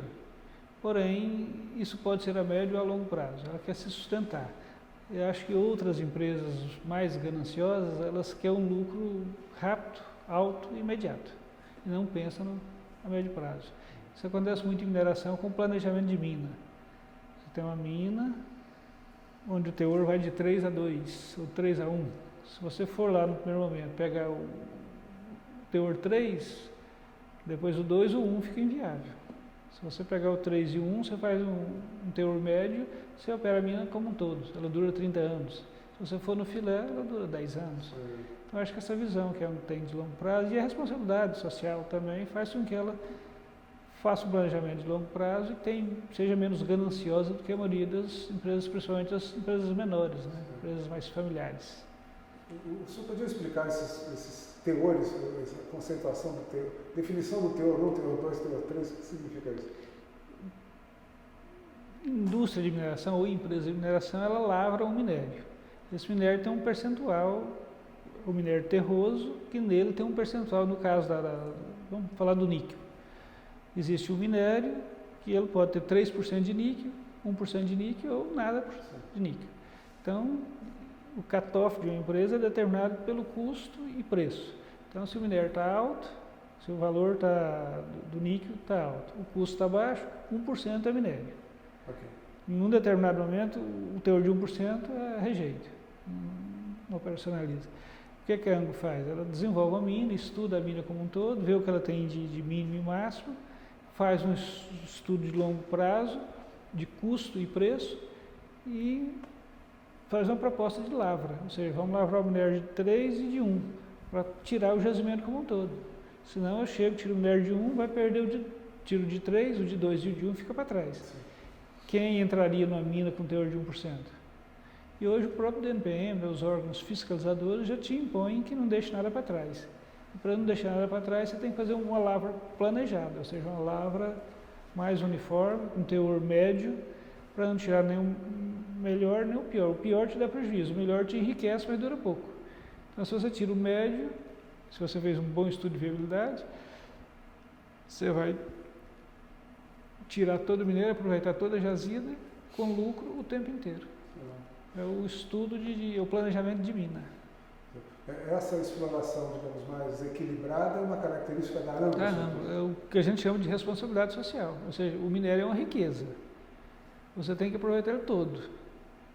Então, uma operação bem grosseira. Se você abate um frango da sua casa, faça um frango para nós. A esposa põe os pés e o pescoço, o peito, põe tudo.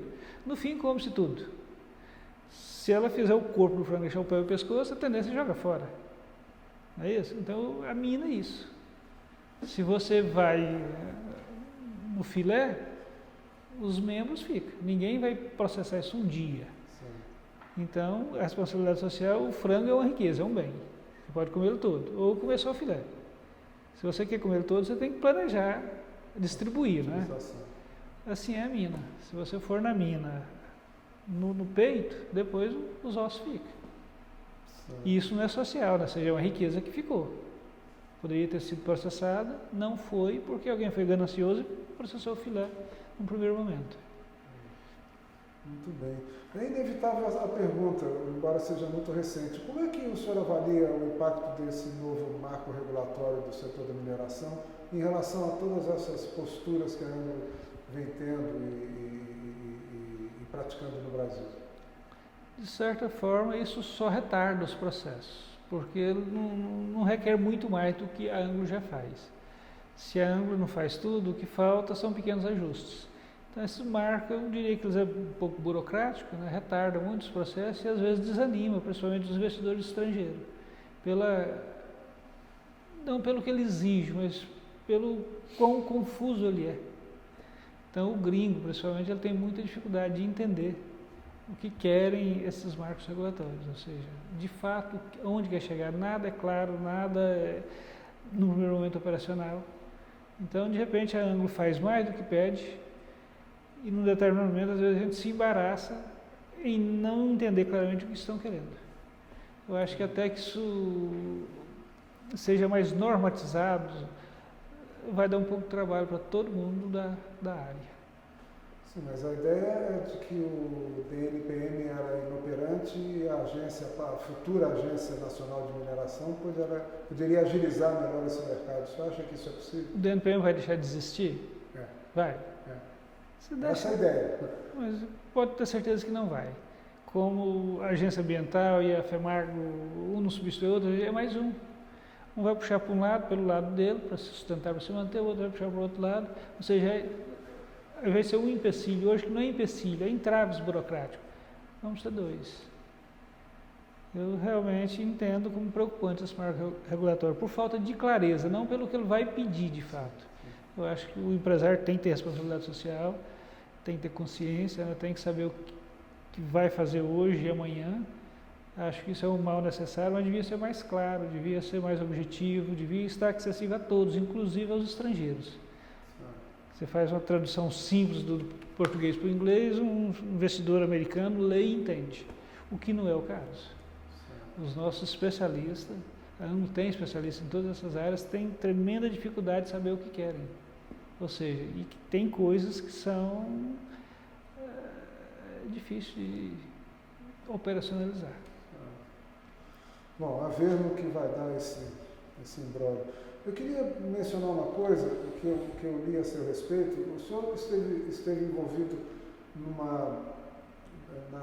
aproveitamento dos funcionários das empresas em Minas do Nordeste. Foi naquele episódio que o senhor relatou? Foi. Mas o senhor estava lá para fechar essas empresas? O senhor participou desse tipo de iniciativa ou foi uma coisa que o senhor fez à distância?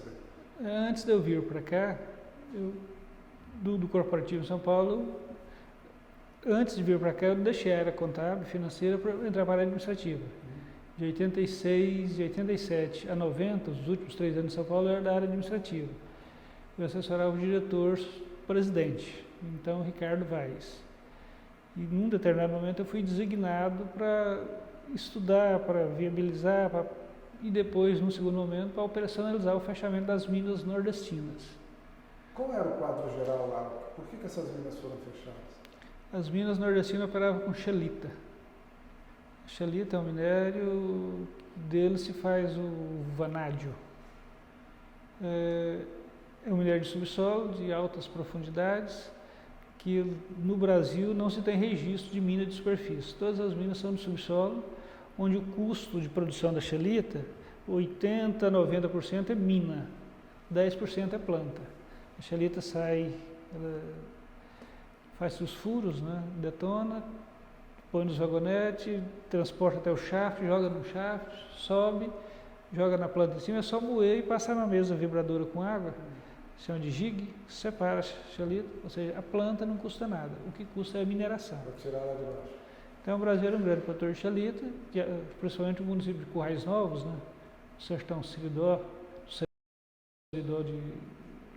do Rio Grande do Norte, e lá estavam as principais minas do Brasil, todas a 160, 170, 200, 250 metros de profundidade. Aí veio uma mina de xelita na China, a céu aberto. Derrubou o preço. Para essa carregadeira, tira um metro de acabamento, enche a concha e joga na... Nem caminhão não usa, enche a concha e joga no jig. Então a xelita que custava 12, não me lembro bem, né, 10, 15 dólares o quilo, passou a custar 50 cents de dólar. Acabou o preço. Então foi do dia para a noite ela se tornou insustentável. Aí a Anglo, como empresa de responsabilidade social, entendeu o seguinte: isso pode ser provisório. Contratou especialistas de mercado para estudar o fenômeno. O que ia acontecer? O que vai acontecer? E concluiu o seguinte: esquece que tiro na água, vocês quebram. Mesmo assim, ainda operou um ano numa, 8 meses na outra, para não fechar amanhã. Teoricamente, poderia fechar no dia seguinte, teria que fechar. Mas avaliaram na época e entenderam: vamos fechar de forma mais gradual. Eu fui designado para uma das empresas, a Termoliga, que processava o minério, não era nem exatamente minerador de xelita. Foi vendido para um grupo chinês, ao invés de processar xelita, ia processar alumínio, foi fácil. E as minas de Currais Novos, que é a Tungstênio do Brasil e mineração Acauã, ou Sertaneja, mudou de nome em determinada época, teve que ser desativada. Com isso a gente trouxe bastante gente para a Codemim. Tem pessoas que continuam na Codemim até hoje. Você chegou aí até lá para fazer essa... Eu fiquei uns 6 meses lá. Lá em... Currais Novos. Currais Novos, uma cidade de 60, 70 mil habitantes, uns 200 quilômetros de Natal, que é o semiárido, o sertão do Seridó. Fica nas margens de uma BR. E aí, o que fizemos? Tinha pessoas com possibilidade de aposentar, então contratamos pessoas específicas para aposentar, todo mundo podia. A mina de subsolo na época era 20 anos. Todo mundo ia aposentar, aposentou, todo mundo que tinha um sonho do negócio, a gente demitiu com todos os recursos, e pessoas que tinham interesse e compatibilidade para vir para a Codemim, trouxemos umas 30, 40 pessoas, umas 60 pessoas no todo. Foi feito um trabalho de desmobilização gradual. E os ativos foram praticamente abandonados, porque nada servia. E a última xelita que processou está na Morro do Níquel até hoje, não se vende, não tem mercado. Está na Morro do Níquel. Estocamos lá na Morro, para ver se tinha que entregar lá. Arrendávamos as terras, os donos do subsolo eram proprietários. Então, para entregar todas as instalações, eles queriam tocar garimpo, né? Não, vamos tocar um garimpo aí. Nem garimpo hoje dá mais a xelita. E trouxemos para Morro, está lá até hoje porque não vende. Se você der de graça, os importadores não importam porque eu não pago o frete. Pois. Foi o fim da xelita no Brasil. Na época do auge da xelita, em Currais Novos, xelita era moeda. Tinha, além da empresa, tinha os garimpos. Tinha vários shafts que eles iam na picareta. 200 metros de profundidade também, morria pessoas. O famoso garimpão, Serra Pelada. O pessoal tinha as sacolas de xelita, chegava no armazém, quero fazer uma compra. E quando da minha xelita, todo o armazém comprava xelita. Aquilo. Todo o armazém comprava xelita. Os garimpeiros chegavam, perguntavam xelita por tudo que tinha no armazém. E semanalmente tinha os grandes compradores. Isso chineses, inclusive. Tinha importadores de xelita. Era um minério assim, que chamava a atenção do mundo inteiro. E a finalidade dele qual é? Aços especiais. aços especiais. Ele produz o vanádio, um dos aços mais caros do mercado siderúrgico. Mas a China hoje produz carregadeira, joga no e para lá. Custa nada o processo. Lá também não tem preocupação ambiental alguma, né? Isso é aberto. Os custos são outros também, né? Além disso, né? Além da facilidade de extração, a mineração a céu aberto, da abundância do minério, do alto teor, da alta concentração, já tem os custos operacionais, né, que são muito menores que o do Brasil. Claro. Aí tirou o Brasil inteiramente do mercado. Muito bem. Sr. Sebastião, nessa trajetória toda, qual que o senhor considera assim, o maior diferencial da Anglo na atividade que ela tem no Brasil? Eu acho que é o respeito com as pessoas, com o meio ambiente, com a sociedade, com a comunidade na qual está inserida, responsabilidade social, políticas agressivas de salários e benefícios. Eu entendo que a Anglo é uma empresa de ponta. Eu conheço empresas brasileiras, né, ou seja, que operam no Brasil. O meu comparativo da Anglo é com empresas do ramo de mineração que atuam no Brasil, brasileiras ou não, mas que atuam no Brasil. Eu entendo que ela é uma empresa de vanguarda, empresa de ponta. Nessa sua... Um exemplo disso é eu ter trabalhado 38 anos nela sem nenhuma preocupação de buscar outra oportunidade no mercado. Sim. E veja que eu tive várias oportunidades. Nesses 38 anos, o senhor seria capaz de mencionar um fato que tenha sido determinante, marcante da sua trajetória? Assim, uma coisa que seja... tenha sido uma coisa que o senhor jamais se esquecerá? São etapas, né? Uma das grandes alegrias que eu tenho de ter trabalhado na Anglo foi de ter possibilitado, idealizado, concretizado e edificado um SESI Senai em Catalão, na Ecodemia.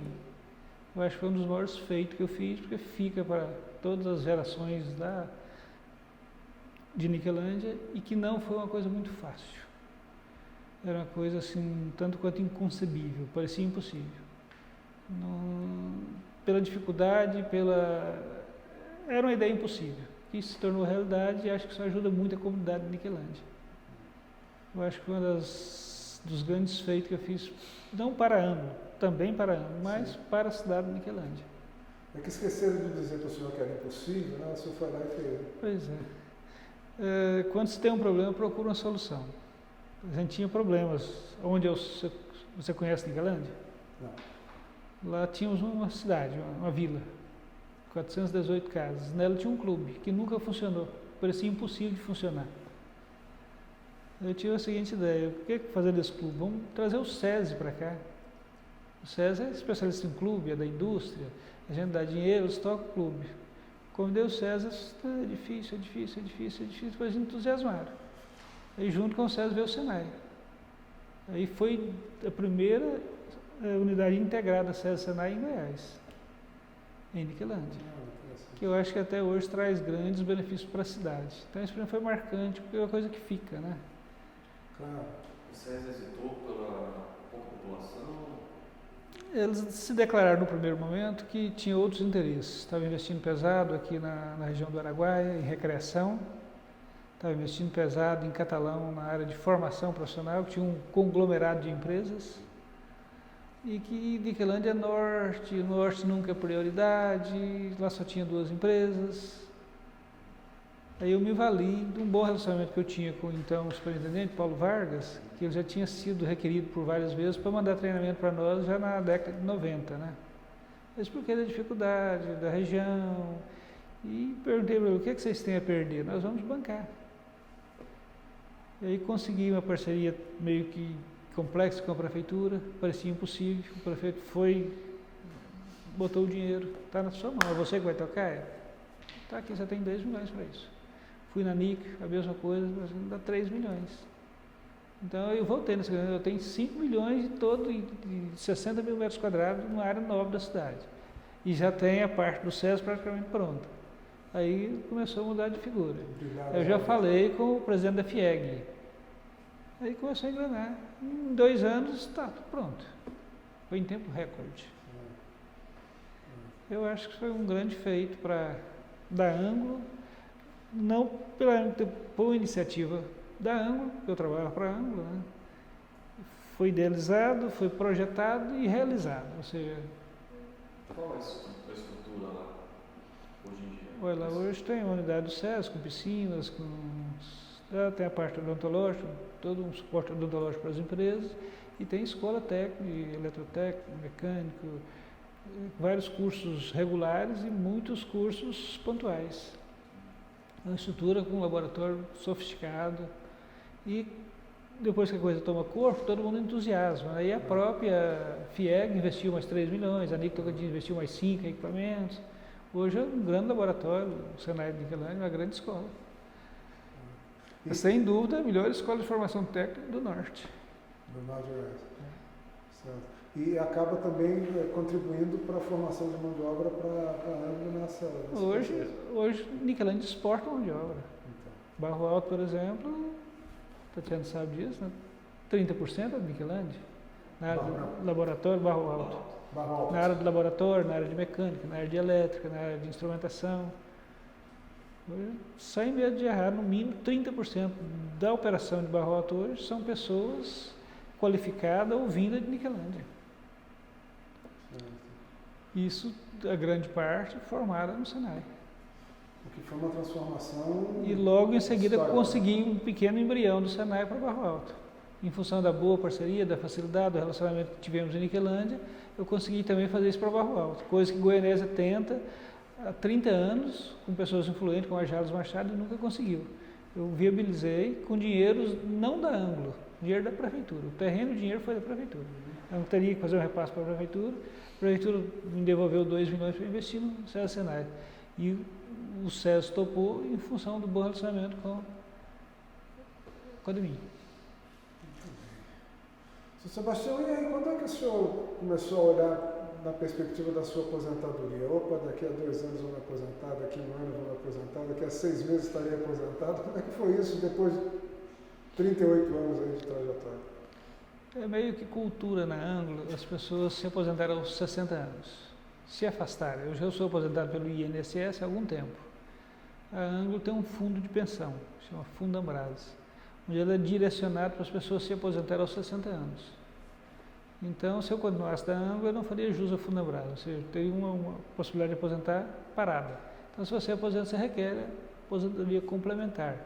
Então, a gente tem perdas, é claro, mas não são tantas quanto se tivesse apenas tão somente o INSS. Então é meio que cultura na Anglo se aposentar aos 60. E depois de 38 anos eu entendi que já tinha contribuído o suficiente e já poderia me dedicar um pouco mais aos filhos, que eu não tive muito tempo para isso, enquanto trabalhava, por questões até de geografia, né? E os seus filhos hoje fazem o quê?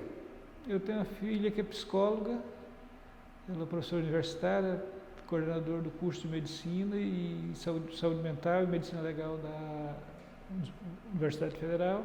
Meu filho fez Direito, ninguém quis mineração, trabalha na Caixa Econômica Federal. São funcionários do Lula, ninguém quis saber de mineração. Mas o senhor tem alguma... Não, eu não interferi em nada. Eu trouxe para cá, vocês façam o que quiser. Meu filho queria fazer engenharia, prestou, passou com 16 anos, fez 2 anos e nem veio engenharia. Aí foi fazer Direito, fez. Não interferi em nada na escolha dos cursos, né? Eu até gostaria que um deles, ou algum, tivesse seguido a carreira de alguma coisa que possibilitasse trabalhar em mineração.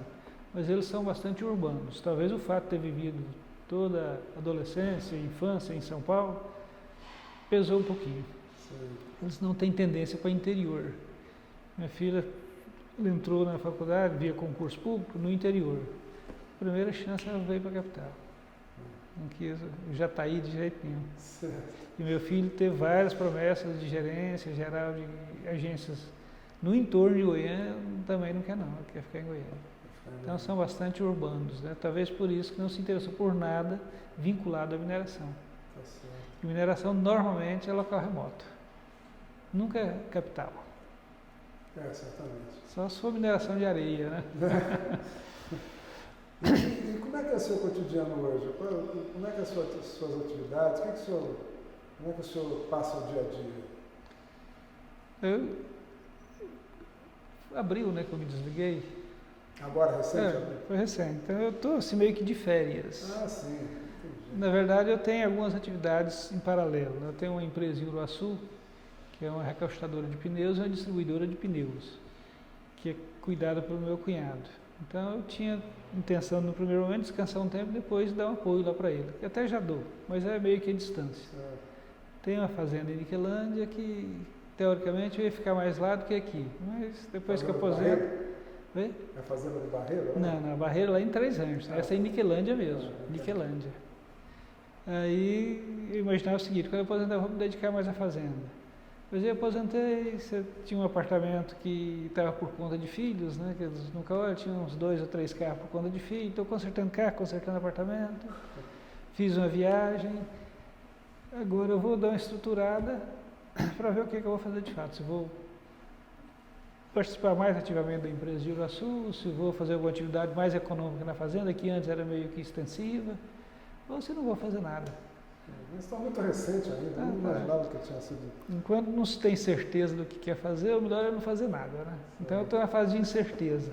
Enquanto eu estiver incerto, eu vou ficar mais ou menos assim.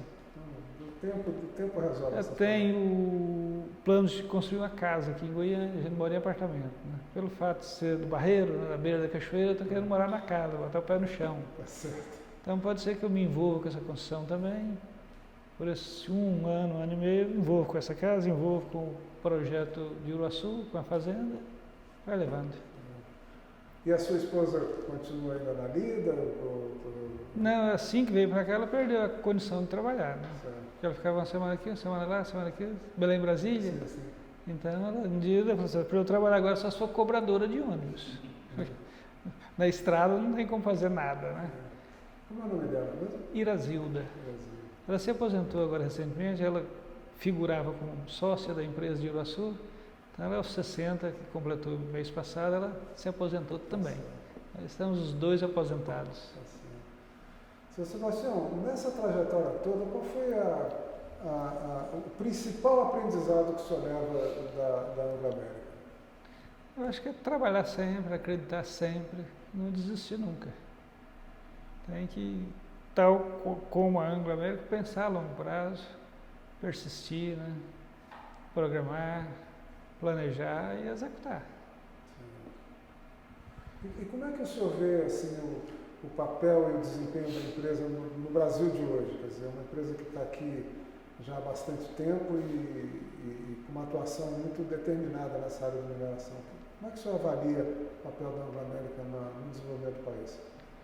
A Anglo é uma jogadora mundial, ela corre atrás de oportunidades. Eu entendo que sempre que tem oportunidade no Brasil ou fora dele, ela sabe aproveitar. Ela não é de correr grandes riscos, mas sempre que tem, não é uma empresa sonhadora, né? É uma empresa que investe no real. E sempre que há oportunidades reais de negócio, eu acho que ela encara de frente e busca concretizá-los. E sem lhe pedir nenhuma bola de cristal, mas qual é o futuro dessa empresa no Brasil? O CEO da Anglo acabou de ser substituído. Então, embora a Anglo tenha uma identidade, tenha uma cultura, tenha um direcionamento, quando se muda o principal executivo da empresa, oferece alguns riscos de mudança de estratégia. Eu acho que hoje, para mim que estou fora já há 4 meses, é uma interrogação. Eu diria que, para mim, não transpareceu os ideais desse novo CEO, ou seja, para onde ele quer ir. Ele quer ir para a África, quer ir para o Brasil, quer ir para a Rússia. Tem grandes mercados disponíveis no mundo inteiro, né? Então, uma empresa do porte da Anglo investe nas oportunidades que ela entende as melhores. E a mineração é cheia de atividades. Você tem níquel, nióbio, fosfato, ferro, zinco, manganês, ouro, topázio, diamante. A Anglo atua em várias, carvão mineral, a Anglo atua em várias dessas frentes. Então, no Brasil hoje, o grande negócio da Anglo é níquel e ferro. Aliás, ferro e níquel. Se isso continuar sendo um ramo prioritário da Anglo, eu entendo que o Brasil tende a crescer no ferro e no níquel. Se isso deixar de ser área de interesse, pode ser que ela reduza os investimentos no Brasil. É difícil de prever, né? Você precisa saber o que o principal executivo quer. Níquel é importante hoje para... Até 6 meses atrás eu posso garantir que era. Ferro, ela queria ser tinha a pretensão de ser o maior produtor de ferro do mundo. Então, para ser o maior produtor de ferro do mundo, tem que passar pelo Brasil. Então, eu entendia que a tendência é crescer no Brasil. Mas os interesses são complexos, né? Hoje pode ser o ferro o principal produto que a Anglo busca, e amanhã pode ser o ouro, ou pode ser o carvão mineral. Se for carvão mineral, não é no Brasil, é na Ucrânia. É difícil de saber. Mas, de todo modo, que avaliação o senhor faz assim, de 4 décadas, 40 anos de atuação no Brasil? O que ela contribui, que marca ela está deixando aí nessa trajetória toda? Eu acho que ela trouxe inovação na área de mineração, gerou bons empregos, gerou riqueza, ela paga integralmente seus impostos, né? É uma empresa cidadã, uma empresa comprometida com a comunidade. Acho que por onde ela passou, ela só fez crescer as comunidades. Eu conheci Catalão antes e depois da Anglo. A participação da Anglo na cidade de Catalão é um pouco mais relevante que aqui, porque são 2 empresas, a Mineração Catalão e a Coperbras. Então, o Catalão cresceu porque cresceria de qualquer jeito. Mas a Anglo teve uma grande participação. Ela gerou emprego, gerou renda, gerou impostos, né? Levou Senai, formou pessoas. Eu acho que ela contribuiu de forma muito significativa para a cidade de Catalão. Para a Niquelândia, embora o poder público não contribui, eu falo isso porque eu conheço a administração local há 20 anos, eu acho difícil imaginar a Niquelândia sem a Anglo. Eu acho que fica difícil. Ou seria a cidade que era quando eu cheguei, porque a Anglo era nova quando eu cheguei. Eu cheguei em 1990, tinha uns 6, 7 anos de atuação. Então eu diria que Niquelândia era uma cidade esquecida do norte de Goiás, sem asfalto, provavelmente, com a energia caindo toda hora, porque a energia que a cidade vem da Anglo, ela passa pela nossa rede e retorna, nem energia tinha e tem graças à Anglo. Acho que ela contribuiu de forma significativa para pouco o crescimento de Niquelândia. Não cresceu mais porque ela é ruim de crescer. E acho que vai contribuir para Barro Alto, da mesma forma contribui para os demais municípios onde ela está inserida, uns mais, outros menos, em função do tamanho da Anglo e do tamanho da cidade. Eu acho que quanto menor a cidade, maior o impacto positivo. Quanto maior, mais modesto é o impacto. Mas eu entendo que impacto negativo a Anglo nunca trouxe em nenhum momento e em nenhuma atividade. O fechamento do Nordeste é uma coisa... Não são empresas que a Anglo começou, ela comprou a empresa andando, né? No caso da TBM era da Union Carbide, a Sertaneja foi ela que começou, mas o mineiro acabou. A cidade acabou? Não. Mas os 10 anos que sucederam o fechamento, ela quase acabou. Hoje diz que recuperou com turismo, vaquejada, com festa de Santana, virou festa com o Reis Magos. Mas nos 10 anos posterior ao fechamento, isso que foi lá embaixo da cidade, era uma depressão geral. Então eu entendo que a Anglo é necessária a qualquer município, ajuda e contribui de forma positiva. Até porque esse aporte de cultura aí acaba se desdobrando na cidade. Fica, né? Fica. Muito bem. O que o senhor diria para um jovem ou uma jovem profissional que estivesse ingressando na Anglo agora? Que empresa que ela vai encontrar? Acho que o momento é um pouco complexo, mas eu diria que, independente do momento de adaptação que ela está passando, ou seja, de transição, é uma empresa multinacional, uma empresa que tem uma cultura de respeito às pessoas, é uma empresa viável para se trabalhar, ou seja, eu me qualificaria, se eu estivesse hoje precisando de trabalhar, eu me qualificaria para trabalhar na Anglo. Se eu tivesse um filho procurando emprego, orientaria ele para tentar alguma coisa na Anglo. Acho que é viável, vale a pena. Muito bem. Alguma coisa que o senhor gostaria de ter dito e a gente não estimulou o senhor a dizer? Não achasse importante dizer e a gente deixou passar? Eu complementaria dizendo o seguinte, que eu passei 38 anos na Anglo e se eu fosse jovem hoje e tivesse que passar tudo de novo, eu encararia. Começaria tudo de novo, mesmo sabendo como foi. Ou seja, acho que desafio atrás do outro, né? Escolhi a empresa certa. Como é que o senhor considera e avalia assim, contar a história da Anglo desses 40 anos por intermédio do depoimento das pessoas? Como é que o senhor vê essa iniciativa? Eu acho que é uma iniciativa bastante louvável, porque uma empresa não existe sem pessoas. Eu acho que a história sem pessoas é muito fria, né? Então as pessoas faz parte da Anglo, faz parte das pessoas, e usar as pessoas para contar essa história é a maneira mais inteligente, mais humana de fazer uma retrospectiva de 40 anos. E como é que o senhor se sentiu dando esse depoimento para nós? Bem, natural, acho que eu não conhecia o processo, não imaginaria como seria o esquema, não imagino claramente o que será o produto dessa entrevista, o que será aproveitado ou não. Eu me senti bem, me senti valorizado, acho que as pessoas souberam entender que eu conheço um pouco da história. Ou participei boa parte da história, né? 38 em 40, eu acho bastante tempo, né? Bastante tempo, é por isso que o senhor está aqui, inclusive. O senhor tem algum sonho, assim? O que o senhor sonha agora daqui para frente? Viver com saúde mais algum tempo, né? Eu imagino que profissionalmente, eu acho que eu me realizei tanto na Anglo, que profissionalmente eu não tenho grandes aspirações.